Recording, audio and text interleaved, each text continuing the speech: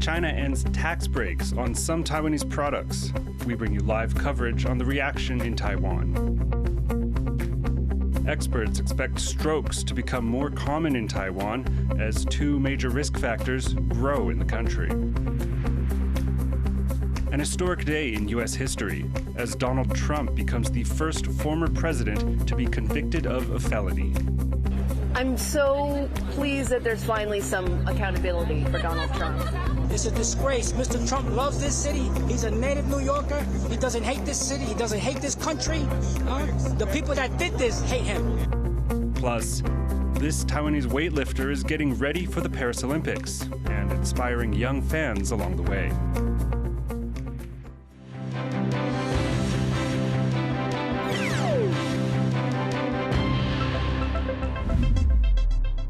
A warm welcome to TaiwanPlus News. I'm Brossard. Tensions between China and Taiwan have been growing following Lai Ching-te's inauguration. Beijing has announced it's canceling preferential treatment for Taiwanese imports. Joining us now is Leslie Liao from Taipei with more. Leslie, what exactly is going on here? China is canceling preferential import duties for over 100 Taiwanese products, many of which are industrial goods like oil lubricants and chemical products. The cancellation is expected to go into effect on June 15th. The lower tariffs are part of the Economic Cooperation Framework Agreement, which is a free trade agreement Taiwan and China struck in 2010 when the more China-friendly Ma Ying-jeou was president. China's Taiwan Affairs Office says the reason for the cancellations is Taiwan's ruling administration's refusal to say Taiwan is part of one China, as Beijing claims. Now, what's the reaction been in Taiwan like so far? Taiwan's presidential office has called the move classic economic coercion. This isn't the first time China limits Taiwan's access to its market as a form of pressure. Beijing before has banned Taiwan's agricultural products from entering China, giving reasons that were really dubious. Taiwan's presidential office went on to say that the move will upset the global economy and it will do nothing for already tense cross-strait ties. Scholars have said that the move is par for the course and it's expected after Lai Ching-te's inauguration. Beijing brands Lai Ching-te as a separatist who advocates Taiwanese independence.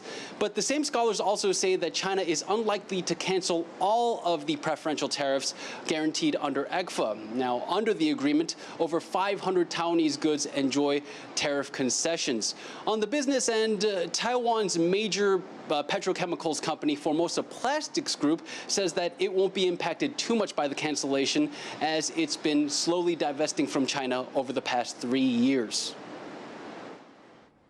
Thank you, Leslie. And that was Leslie Liao reporting for us live from Taipei. Taiwan's Premier Zhuo Rongtai says many concerns remain over a controversial reform bill passed by the legislature.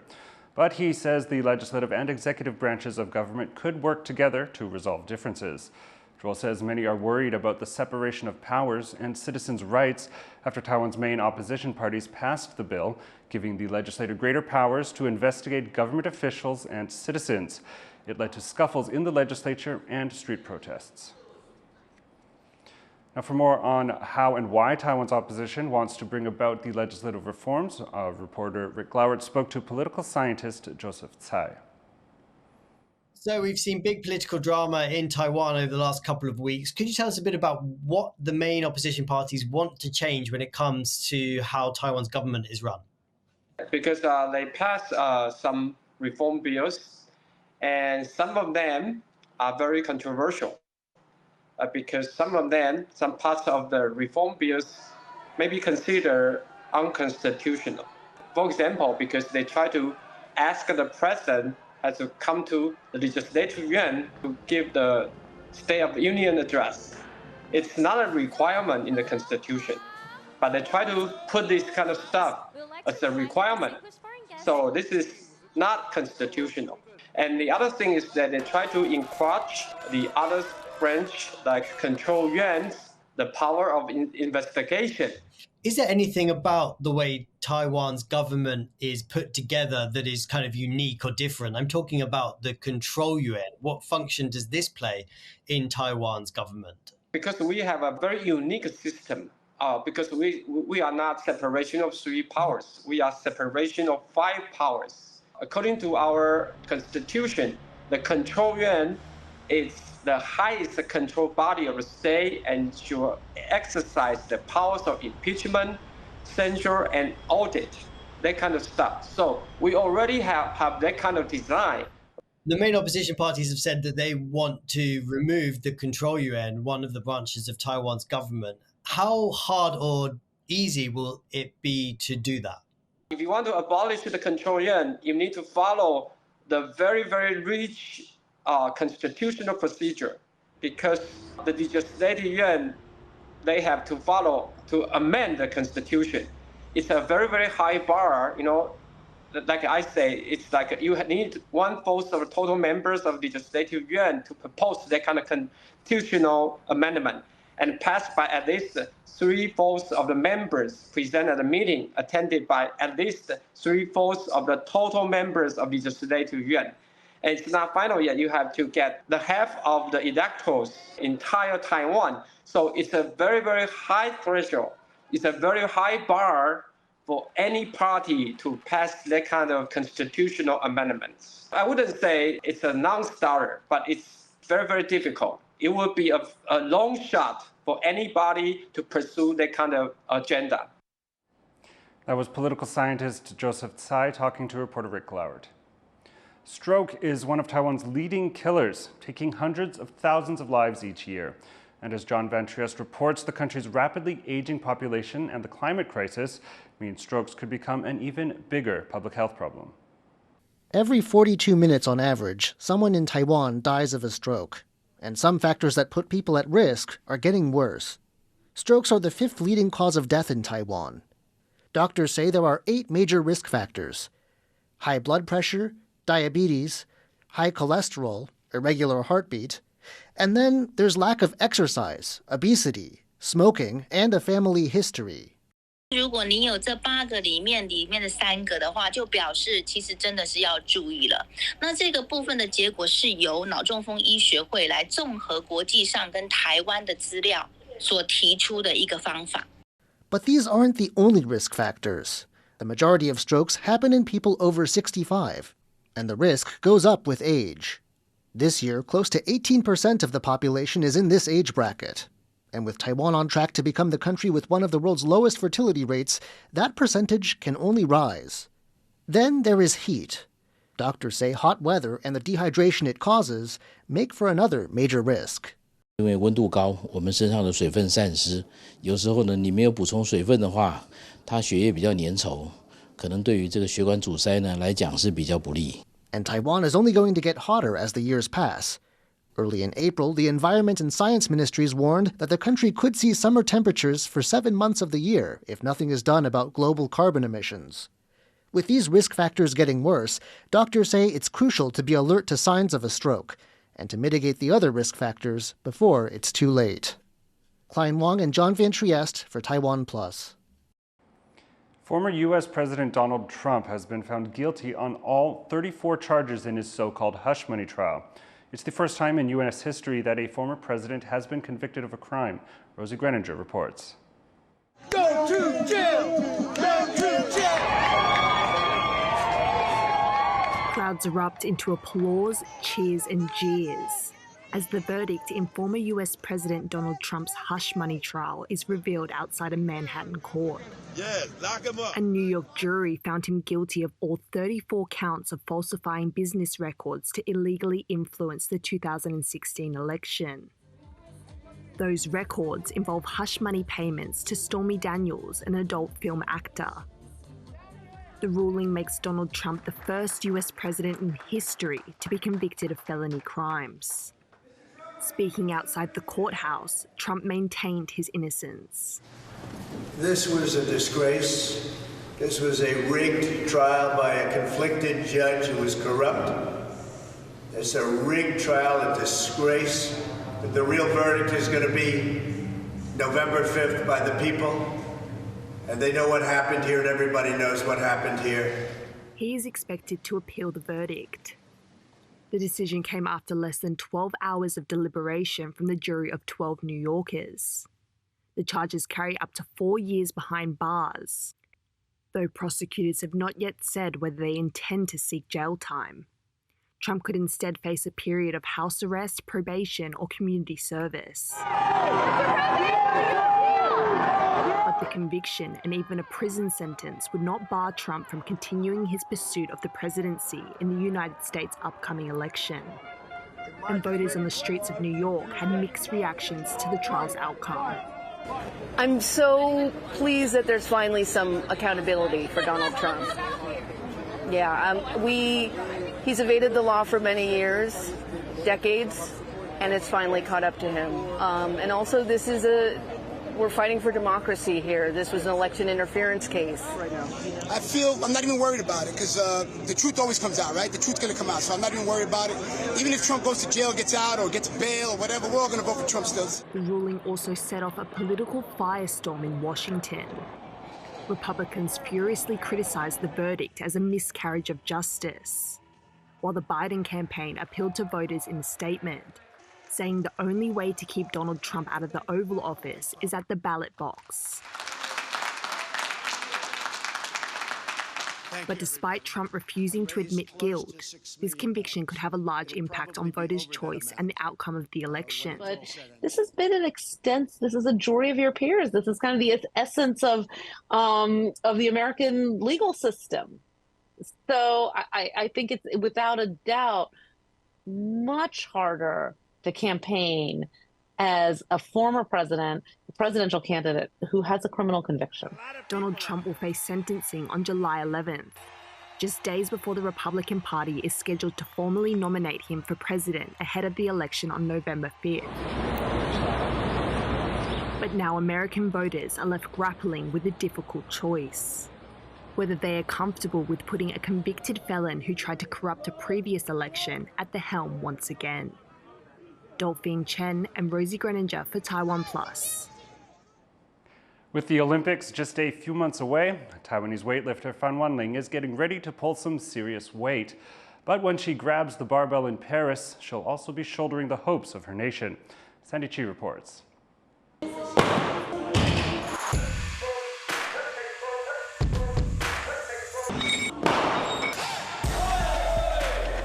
Taiwanese Olympian Fan Wanling can lift well over her own body weight. She's training at a high school in southern Taiwan ahead of the Paris Summer Games. And with young athletes watching, she's keenly aware of the example she's setting. 他是我的偶像，因为可以在练习的时候近距离看到偶像的感觉真的很不一样。然后他练习的时候就是很震撼。The summer in Paris, it'll be more than her fellow trainees paying attention. When Fang steps onto the lifting platform in August, all of Taiwan will be watching. It's a lot of pressure for someone who never wanted to be a weightlifter. 我以前是想要当舞者啦。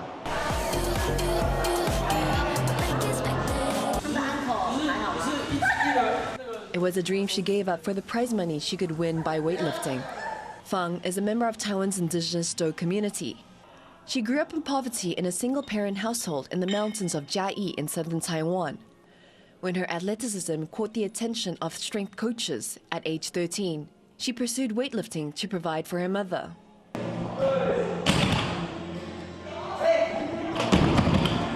我教他还没有他动作学快，加上他不畏惧啊，他不害怕，他很爱挑战你，加多少他还是给你敢试。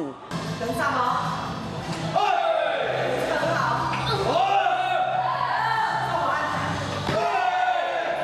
While Fang trained and her performance improved, an injury outside the gym almost ended her career.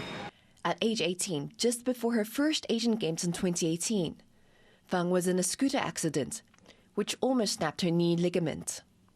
那时候就很两难，你要我放手，我真的不甘心，因为那时候选的过程真的就是太辛苦了。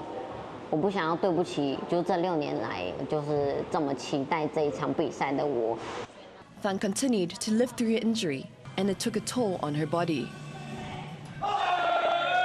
因为没有搭配在最好的时期去做就是修复，所以导致他这边受伤，并另外一只脚也跟着受伤。那你2个膝盖受伤完，就会引起你的腰也受伤，腰部受伤，核心就会晃动，就引起我们肩关节受伤。Her injuries affected her performance. She qualified for the 2020 Tokyo Summer Games, but took 4th place. After that, she decided to take some time off and recover. The gap year meant she couldn't earn prize money and couldn't support her sick mother. At one point, Fang almost gave up weightlifting to take on a full-time job. 除非我成绩，不然的话，我没有钱可以就是去负担妈妈的一些就是在住院所需要的开销。However, thanks to Coach Lin and financial support from the government, she was able to start her lifting career again. This summer, she hopes to show them that their faith in her will be rewarded. 那我也准备好了，不管是我的身体、我的内心，就是我们想要让它变得更强壮，就是让我可以用更好的姿态去让我被大家看见。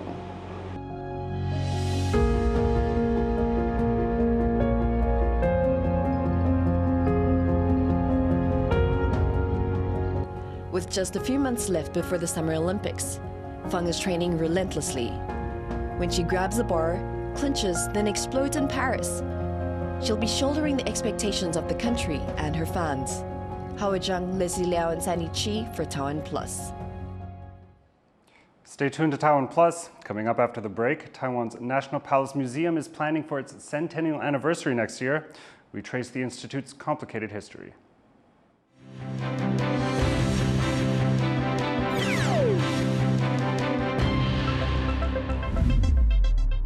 For more stories from Taiwan and around the world, follow TaiwanPlus on social media.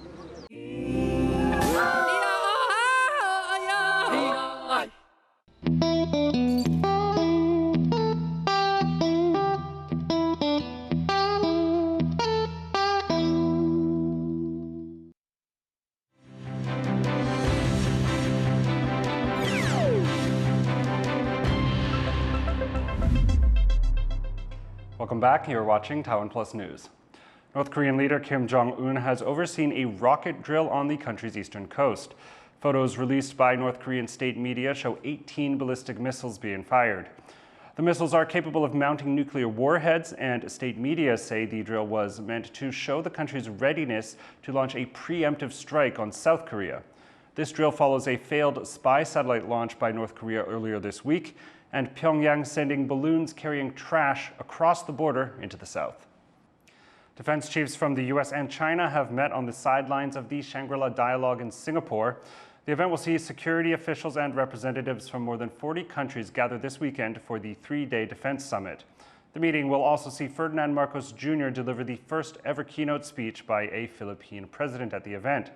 For more on what to expect from the talks, Jaime Ocon spoke to security analyst Patrick Cronin from the Hudson Institute based in Washington, D.C. How important is a meeting like the Shangri-La Dialogue for countries like the United States and China, which don't usually maintain regular lines of communication? Well, given the fact that so many people fear that the United States and China could enter conflict, whether it's over Taiwan or the South China Sea or something else, it's highly significant that the two defense chiefs are able to talk and communicate, and that there are open channels of communication. And I think over the last 7 months or so, we've seen a series of moves to open up those channels of communication, but there's still much work to be done to see whether those channels are meaningful and whether they also reach down into, say, the Eastern Theater Command, which is the command, of course, responsible for most of the Taiwan contingencies that have been rehearsed. But there is room for private dialogue, both in the bilaterals or the side meetings that occur in the hallways of the Shangri-La Hotel there in Singapore. Now, Taiwan doesn't have an official delegation at the Shangri-La Dialogue because of pressure from China. But given that, how can other countries help Taiwan speak up for the aggression that it's facing from Beijing? Well, I think as the mainland has tried to cut off ties and strangle the relations that Taiwan has with others, there's been an uptick in the exchanges with Taiwan. We see this obviously with members of the United States Congress, bipartisan. The House Foreign Affairs Committee, led by Chairman McCall, was there. Senators Sullivan and Duckworth, the two key Republican and Democratic senators on the Senate Armed Services Committee, and many others going through Taiwan, will then be at the Shangri-La Dialogue as well, bringing and raising those issues about Taiwan in the margins of those discussions. I know from the IISS's early negotiations over trying to get more and maybe more official Taiwan participation in Shangri-La Dialogue, because after all, the IISS is a civil society organization, so Taiwan ought to be certainly allowed to address that. But Beijing was adamant that, of course, it was really a precondition for the level of Chinese participation not to have any official Taiwan participation. So the state of art of that has been to try to get unofficial participants from Taiwan so that at least on the margins of Shangri-La, there is some substantive, serious exchanges with Taiwan, even though nothing official on the record. And one of the biggest events happening at Shangri-La is the keynote speech by Philippine President Ferdinand Marcos Jr. What can we expect from his speech? Well, obviously, the speech by President Marcos is historic because he has a chance to be a real statesman. And I think what we've been surprised about in Washington over the last couple of years is just how much of a statesman he wanted to be. This wasn't just about reversing the legacy of his father. He really wants to be somebody in the history books here who turns the Philippine policy from internal security concerns to external maritime, to helping to play a bigger role. And then you've got, of course, President-elect Prabowo Subianto of Indonesia, who will also be addressing this conference because he's still defense minister. That's also something else to watch. So the two Southeast Asian leaders who are going to be addressing this conference in particular, I think that will be a sign. What way is Southeast Asia heading here in terms of the U.S.-China competition, in terms of how Southeast Asia will safeguard its interests in light of China's assertiveness? That was security analyst Patrick Cronin from the Hudson Institute speaking with our reporter Jaime Ocon. U.S. President Joe Biden has agreed to let Ukraine fire U.S.-made weapons into Russia along the Kharkiv front. Biden's decision marks a major shift from his previous cautious stance and comes after Russia restarted an advance earlier this month toward Kharkiv, Ukraine's second biggest city. The authorization is limited to what the U.S. considers acts of self-defense. Kharkiv sits just 30 kilometers from the Russian border and has come under attack from Russian fighter jets. The National Palace Museum in Taiwan is planning to mark its centenary next year, but as Chris Gorin reports, the museum's history is as complicated as Taiwan itself. The National Palace Museum, one of the largest, oldest, and most famous institutions in Taiwan, and it's about to celebrate an important anniversary, 100 years since its founding. 2025年，明年的话就是故宫整个故宫历史的100年，全新的思维，去创造故宫，然后让故宫成为一个不仅是台湾的故宫、亚洲的故宫，也是一个世界的故宫。 The museum is planning special events and exhibits next year to mark the occasion, while continuing work on additions and extensions to be finished by 2027. However, there is a caveat to next year's centenary. The date they are celebrating is not the establishment of the museum here in Taipei, which opened in 1965, but rather when it first opened to the public in 1925 in the Forbidden City, the former Chinese imperial palace in the heart of Beijing, next to Tiananmen Square. The Palace Museum in China is one of the country's biggest tourist attractions. Every year, millions of people visit the massive complex of buildings and courtyards where China's emperors once lived, but without most of the art treasures of the imperial collection. Those priceless artifacts were brought to Taiwan by the defeated nationalist government in the late 1940s after the Chinese Civil War. The result is that the world's greatest collection of imperial Chinese art is held in Taipei, and the National Palace Museum says it still makes sense to date itself from its founding in Beijing. 国立故宫博物院，它记载的就是从1925年，只不过当时它是在北京紫禁城里面，然后经过了多次因为战争，它的迁移、辗转，基本上这些东西都是在目前在台湾我们中华民国的政府那时候所做的，包括这个名称一直维系到现在，所以到明年这个名称、这个实体、这个政府，它还是100年。The museum is one of many institutions whose name and history date back to the period when the Republic of China controlled mainland China. And while much of the museum's collection is focused on the history of China, museum staff say they are conscious that Taiwan's history isn't only rooted there. 那从最早都没有汉人来之前，他是原住民，这一点不可否认嘛。原住民的文化，汉人能把它遗忘吗？当然不可以啊。中华从1949年正式过来的时候，那些文化就是台湾的其中一个文化，我们必须用这种方式来想这个文化的种类，它的多元性。The museum remains popular with both foreign and domestic tourists. The centennial of its founding may provide an opportunity for curators and visitors alike to reflect not only on the priceless art held within its walls, but also how those walls came to be. Alex Chun and Chris Gorin for TaiwanPlus. Thank you for watching TaiwanPlus News. Visit the TaiwanPlus website or follow our social media for more of our stories. Now, before we go, check out these AI robots playing soccer at an artificial intelligence summit in Geneva. I'm Brossard. Take care, and we'll see you next time.